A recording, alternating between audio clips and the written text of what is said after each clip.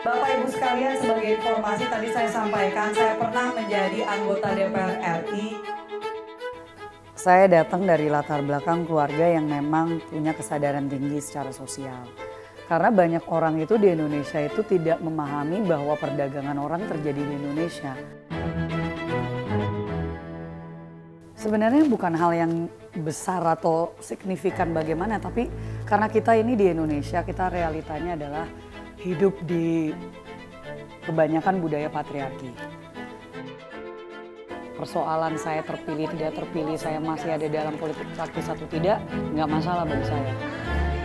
Jika terpilih, dia akan memperjuangkan hak-hak rakyat.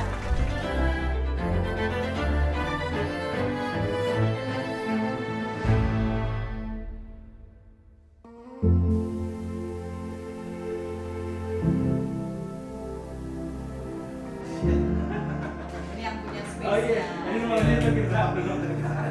Sorry ya bro ya.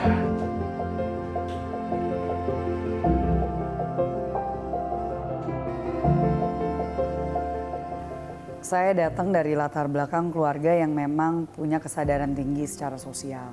Maksud saya dibesarkan oleh seorang ibu yang memang passion beliau itu adalah untuk melayani masyarakat karena beliau datang dari keluarga kurang mampu.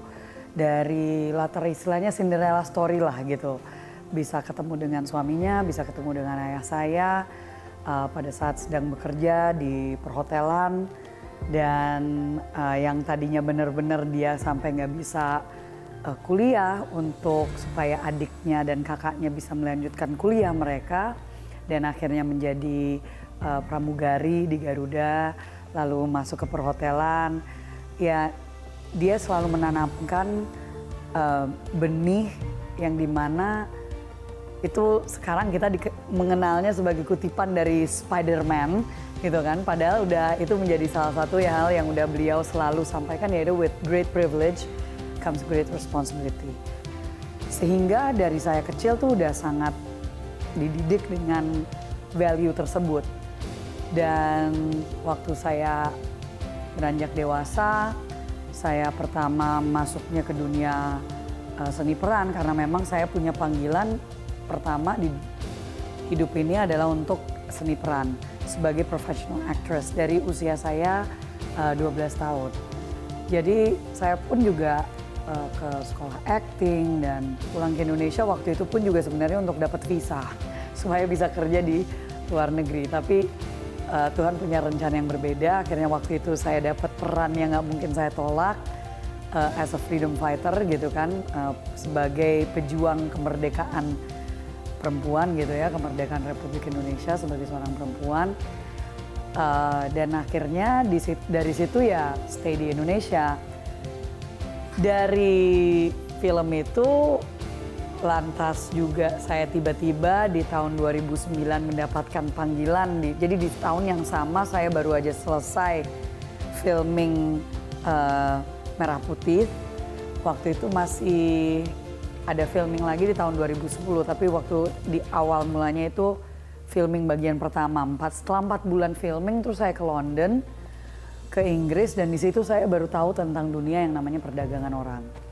Jadi saya mendapatkan panggilan dari Tuhan untuk masuk ke dunia anti perdagangan orang dari tahun 2009. 2012 saya mendirikan yayasan sendiri namanya Parinama Asta, yaitu yang artinya dari Sanskrit ya, perubahan menjadi harapan.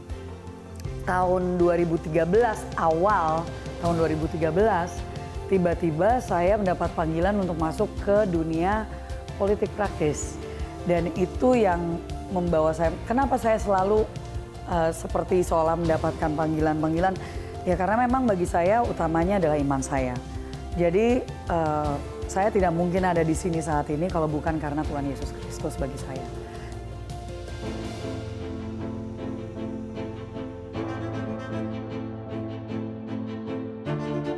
Waktu itu internet nggak seperti sekarang, nggak semua orang punya website, dan mencari tahu tentang apa yang sudah dilakukan di Indonesia tuh nggak mudah. Jadi saya memang benar waktu itu sampai ke kepolisian di Jawa Timur karena saya tahu di situ ada Doli gitu ya.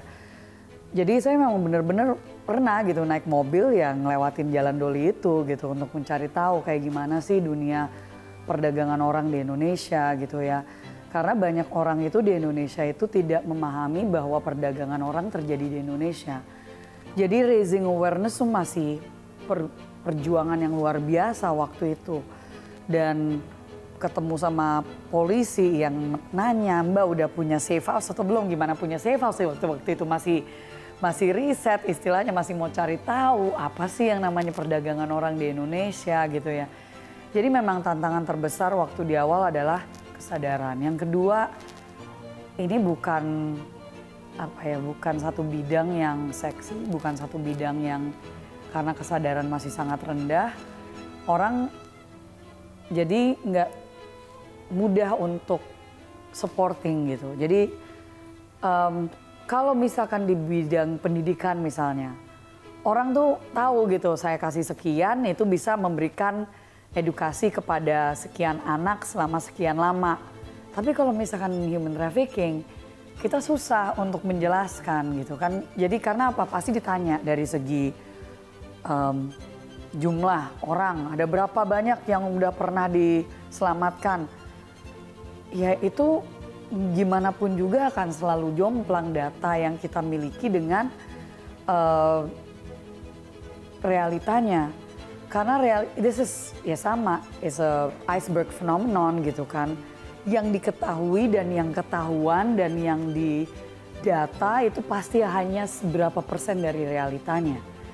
Karena kembali lagi orang melihat bahwa PSK itu nggak ada kaitan dengan perdagangan orang. Padahal sex trafficking salah satu bagian yang sangat besar dari perdagangan orang. Jadi disconnect ini yang selalu jadi persoalan besar. Fundraising yang artinya apa? Untuk bidang seperti kita itu beda dengan social enterprise yang lain. Yang dimana kalau misalkan mereka mau memberdayakan masyarakat, dengan memberikan pekerjaan kan ada hasilnya kelihatan dan mungkin ada profitnya di situ supaya sustainable.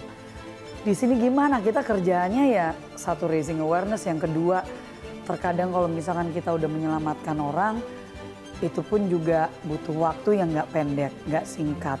Belum lagi juga perlu psychological, perlu counseling, perlu social worker, perlu physical dan emotional care.